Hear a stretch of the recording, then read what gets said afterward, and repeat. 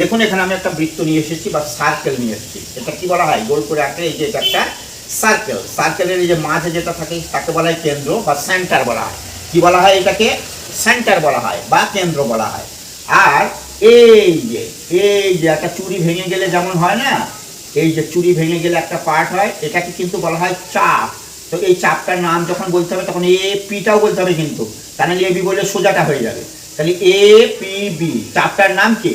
চাপটার নাম হচ্ছে A P B. আর এইটার নাম হচ্ছে এই যে এ বি, এই যে সোজাসুজি দাগ দিলে এটার নাম হচ্ছে কর্ড, ইংলিশে বলা হয় কর্ড। আর এটা জ্যা বলা হয়, এটা কি বলা হয়? জ্যা। জ্যা থেকেই জ্যামিতির সৃষ্টি, জ্যা। আর এই যে কেন্দ্র, কেন্দ্র থেকে আমি পরিধি পর্যন্ত টান দেবো এইটুকু, কিন্তু এটা বলা হয় ব্যাসার্ধ, এটাকে আর বলা হয়, আর বা ব্যাসার্ধ। আর এরপর ওপর করে দিলে এই পুরাটাকে বলা হয় ডায়ামিটার বা ব্যাস। তাহলে ব্যাসের অর্ধেক ব্যাসার্ধ। আমি সকলের জন্য বলছি, সেই জন্য যারা বেশি জানে তারা রিভাইজ করে নেবে, যারা জানে না তারা শিখে নেবে। আর এইটা যদি ব্যাস হয় তাহলে এই পরিধির সঙ্গে এই যে এই কোণটা তৈরি করেছে না, এই কোণটা তৈরি করেছে, শুধু গল্পের আকারে মনে রাখবে। এই যে একে বলা হয় অর্ধবৃত্তস্থ কোণ। এই যে এইটা দিয়ে দিলাম, অর্ধেক হয়ে গেল বৃত্তটা, আর পরিধির সঙ্গে আমি একটা কোণ তৈরি করলাম। এই যে অর্ধবৃত্তস্থ কোণ সবসময় সমকোণ হয়, 90 ডিগ্রি হয়। তারপর একটা থিওরিতে আছে অর্ধবৃত্তস্থ কোণ সমকোণ প্রমাণ করো, 9-10-এ আছে। তাহলে এটা 90 ডিগ্রি যদি হয়, আমার কিছু বলা নেই। ধরুন এইটা দেওয়া আছে, এখানে একটা বাড়তি দেওয়া আছে, সোজা দাগ দেওয়া আছে, তাই না? তাই যদি বলে তাহলে আমাকে বলছে এই কোণটা, কিছুই বলেনি আমাকে বলছে এই কোণটা বার করো, মানে কিচ্ছু বলেনি এই কোণটা কত। তাহলে কি হবে? আমি দেখছি এটা ডায়ামিটার, তার ডায়ামিটার সঙ্গে পরিধির কোণ কত হবে? এটা 90 ডিগ্রি। আবার 90 ডিগ্রি, আবার একটা সাইড বাড়িয়ে দিলে কি হয়? একটা সরলরেখার ওপর এই কোণ আর এই কোণ মিলে 180 ডিগ্রি। এই 90 ডিগ্রি 180 ডিগ্রি থেকে 90 ডিগ্রি বাদ দিলে তো এটাও 90 ডিগ্রি হয়ে যায়। কি বলা যায় না কি? একটা থেকে আরেকটাই চলে যাবে। বেসিক জিনিস না জানলে হবে না। তাহলে এটা জানা গেল কি না?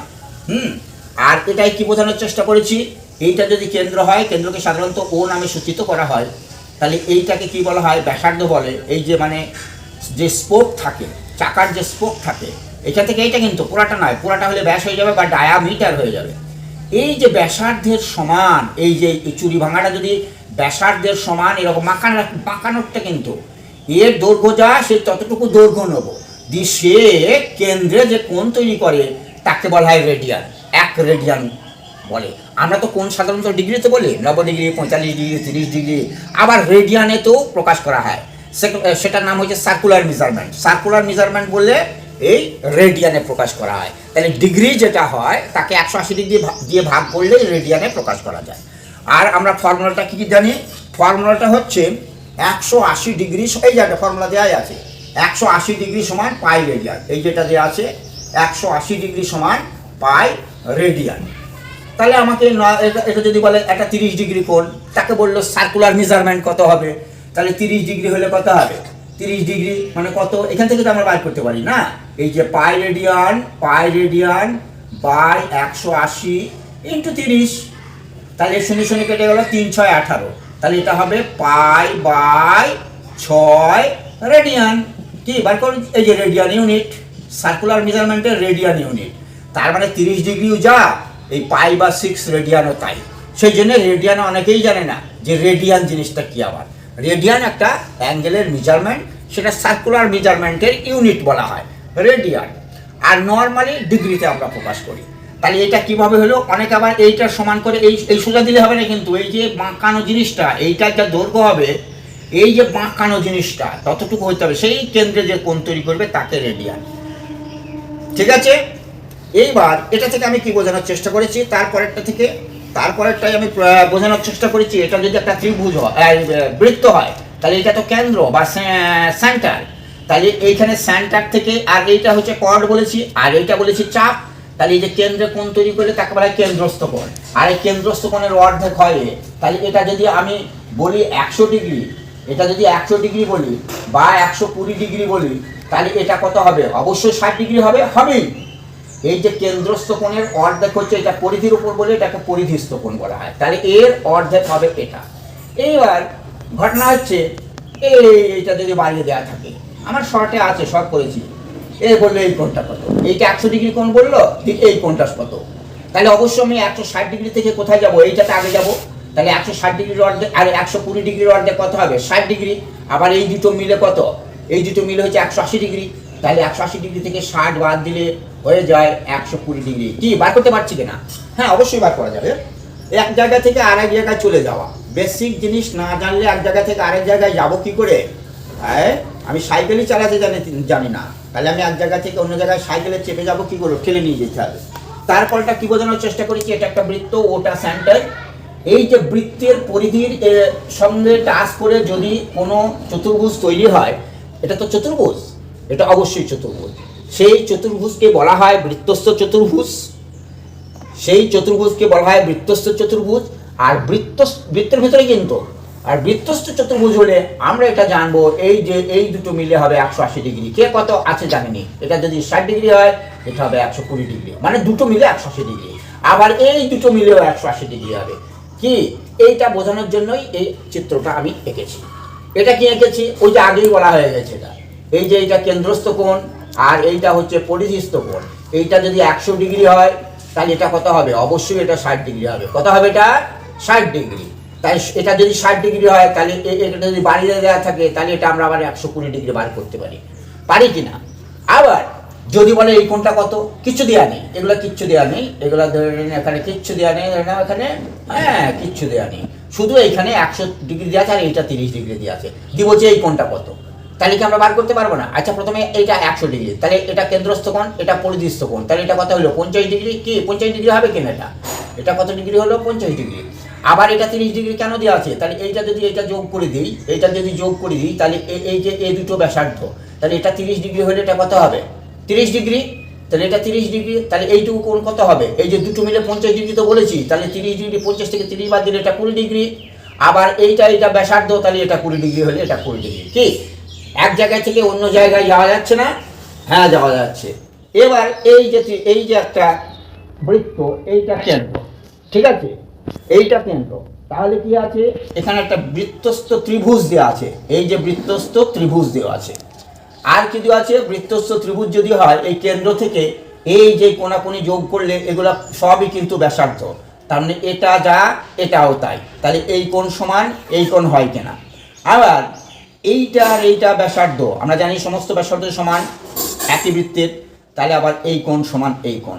এগুলো জেনে রাখতে হবে, না হলে অন্য কিছু বার করতে পারবো না। এখানে এটা কি বলেছি? এটা বলেছি এবিসি একটা ত্রিভুজ, আর এটা পারপেন্ডিকুলার বাইসেক্টর বলে, মানে এইটার ওপর এই যে সোজা সুজি টান আছে, কোথায় গেল আমি দেখবো না, মানে এটা 90 ডিগ্রি, এটা 90 ডিগ্রি যেন হয়, তাকে বলে এই যে এই রেখাটার পারপেন্ডিকুলার বাইসেক্টর। তাহলে এই বাহুর পারপেন্ডিকুলার বাইসেক্টর, এই বাহুর পারপেন্ডিকুলার বাইসেক্টর, এই বাহুর পারপেন্ডিকুলার বাইসেক্টর। তাহলে এই যে পারপেন্ডিকুলার বাইসেক্টর যদি আঁকি, তাহলে এটা যে বিন্দু দিয়ে যাবে সেই বিন্দুটা, এটা কিন্তু পারপেন্ডিকুলার বাইসেক্টর, যে বিন্দু দিয়ে যাবে তাকে বলা হয় সারকামসেন্টার। এটা কি নাম? সারকামসেন্টার বা পরিকেন্দ্র। সারকামসেন্টার বা পরিকেন্দ্র, এই যে পরিকেন্দ্র জিনিসটা জানতে হবে, ঠিক আছে। আর এটাই কি দেখেছি?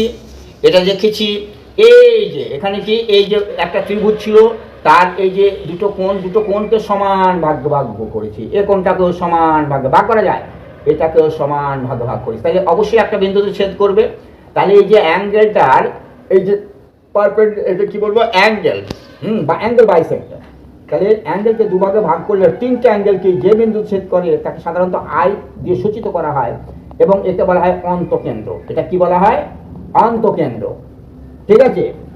আর এটা আরেকটা জিনিস আছে, একটা হচ্ছে পরিকেন্দ্র, অন্তকেন্দ্র আর ভর কেন্দ্র, এই তিনটে জানতেই হবে। ইংরেজিগুলো বলে দিয়েছি। সারকামসেন্টার, এই যে পারপেন্ডিকুলার বাইসেক্টর আঁকলে যে বিন্দুতে ছেদ করবে তাকে বলা হয় সারকামসেন্টার, যেমন ও হচ্ছে সারকামসেন্টার পরিকেন্দ্র। আর এটা বলছে অ্যাঙ্গেলগুলা যদি মানে হাফ করে যদি ডিভিশন করি তিনটে অ্যাঙ্গেলই, তাহলে যে বিন্দুতে ছেদ করবে সাধারণত আই হিসাবে সেন্টার করা হয়। এদিকে আই মানে এই যে ইন সেন্টার, মানে অন্তকেন্দ্র। আবার এটা এই ত্রিভুজটা কি? এবিসি একটা ত্রিভুজ। মধ্যমা মানে কি? কোনো বাহুর মধ্যবিন্দু থেকে তার শীর্ষবিন্দু থেকে যোগ করলে কত ডিগ্রি কি হলো অত জানতে যাবে না, আমার একটা বাহুর মধ্যবিন্দু নিয়ে তার শীর্ষবিন্দু দিয়ে যোগ করব, এটা মধ্যমা, এটা একটা মধ্যমা, এটা একটা মধ্যমা। এই যে A D B C all are medians, মধ্যমাকে মিডিয়ান বলে, MIDIAN মিডিয়ান বলে। তাহলে মিডিয়ানও তো একটা বিন্দুতে ছেদ করবে, কি ছেদ করবে না, সাধারণত জি হিসাবে সূচিত করা হয়, তার মানে সেটার নাম হচ্ছে সেন্ট্রয়েড বা ভর কেন্দ্র, সেন্ট্রয়েড বা ভর কেন্দ্র। আর একটা জিনিস হলে শেষ হয়ে যাবে, এটা কি, এটা হচ্ছে এই যে একটা বৃত্ত এঁকেছি, সেই বৃত্তর স্পর্শক বা ট্যানজেন্টের কথা বলছে এখানে, TANGENT, ট্যানজেন্ট, বাংলায় বলা হয় স্পর্শক। স্পর্শক মানে কোনো বৃত্তকে এমনভাবে একটা সরলরেখা যাবে শুধুমাত্র একটা বিন্দুতে ছেদ করবে, দুটো বিন্দু, এটা কিন্তু স্পর্শক না, এই যে দুটো বিন্দু ছেদ করবে। আর এই যে ট্যানজেন্ট বা স্পর্শক, এখানে আঁকা যাবে, এখানে আঁকা যাবে, কত আঁকা যাবে, অনেক আঁকা যাবে না, এখান থেকে এখানে আঁকা যাবে। তাহলে একটা বৃত্তের কতগুলো স্পর্শক হতে পারে, অসংখ্য। একটা বৃত্তের কতগুলো স্পর্শক হতে পারে, অসংখ্য। তাহলে এই যদি একটা স্পর্শক হয় তাহলে এটা হবে স্পর্শবিন্দু, আর সেন্টার থেকে স্পর্শবিন্দু যদি যোগ করা হয় এটা সব সময় 90 ডিগ্রি হয়, এটা জেনে রাখতে হবে, সব সময় কত ডিগ্রি হয়, 90 ডিগ্রি হয়। আর এখানে আমি বলেছি এই যে দুটো বৃত্ত, যে কোনো দুটো বৃত্ত যদি বহিস্থভাবে মানে এক্সটার্নালি এটা টাচ করেছে, কন্ট্যাক্ট করেছে একটা বিন্দুতে। এইবার প্রশ্ন হচ্ছে এরকম যদি বলে কন্ট্যাক্ট করে দুটো মানে বৃত্ত, তাহলে কটা স্পর্শক আঁকা যাবে, কটা স্পর্শক আঁকা যাবে, আর বেশি আঁকা যাবেই না। এই বিন্দু দিয়ে গেলাম তাহলে একটা হলো না, আর এখান দিয়ে যদি যাই তাহলে আরেকটা হলো, এই যে দুটো বিন্দু দিয়ে যাবে সাধারণ স্পর্শক। আর এইখানে যদি একটা যায়, এই যে এই বিন্দুটা একেও টাচ করেছে, একেও টাচ করেছে, এই স্পর্শকটা একেও টাচ করেছে, একেও টাচ করেছে, এই স্পর্শকটা একেও টাচ করেছে, একেও টাচ করেছে। তাহলে সাধারণ স্পর্শক দুটো বৃত্ত যখন এক্সটার্নালি মানে বাইরে একটা বিন্দুতে ছেদ করে তখন কটা স্পর্শক আঁকা যায়, প্রশ্ন হচ্ছে এটা। এখানে হবে 3টে। আর যদি এটা আলাদা আলাদা কন্ট্যাক্ট করেনি, দুটো আলাদা আলাদা বৃত্ত, তাহলে সেখানে কত হতে পারে, এই যে স্পর্শক কটা হতে পারে, এটা কিন্তু ক্লাস 10-এ আছে, অনেক হতে পারে। এই যে এটা একটা আঁকলাম, সেই জন্য আমি দিচ্ছি অসংখ্য। এটা আঁকলাম, এই যে এখান থেকে আঁকলাম, এই যে এখান থেকে আঁকলাম, কি হবে কিনা, কটা হবে কি করে বলবো, অনেক হবে। তাহলে এটার হবে এই যে এটা দিয়ে এটা, এই যে এটা আঁকলাম, আবার এটা দিয়ে এই যে একটা বিন্দু দিয়ে টাচ করেছে, এই যে অসংখ্য, এখানে অসংখ্য হবে, বোঝা গেল কিনা। আর দুটো বৃত্ত যদি একটা সেন্টারের সঙ্গে আরেকটা সেন্টার যায় বা ভিতর দিয়ে যাচ্ছে, একটা বৃত্ত আরেকটা বৃত্তের ভিতর দিয়ে গেলে কটা স্পর্শক অঙ্কন করা যায়, সেখানে কিন্তু এইভাবে হবে না, সেখানে হবে শুধু দুটোই হবে, এই যে এখানে একটা আর এখানে একটা, কি কটা হলো, দুটো স্পর্শক আঁকা যায়। এটা কিন্তু পরীক্ষায় সাধারণত দিয়ে থাকে, সবই পরীক্ষায় দেওয়া থাকে, আমার আলাদা আলাদা শর্ট বানানো থাকবে, শর্ট থেকে আরও ভালো করে শিখে নেবে। এটা নোট আকারে আমি বললাম বেসিক জিওমেট্রি। ঠিক আছে, থ্যাংক ইউ। সাবস্ক্রাইব করবেন, যদি ভালো লাগে সাবস্ক্রাইব করবেন। সকলকে ধন্যবাদ।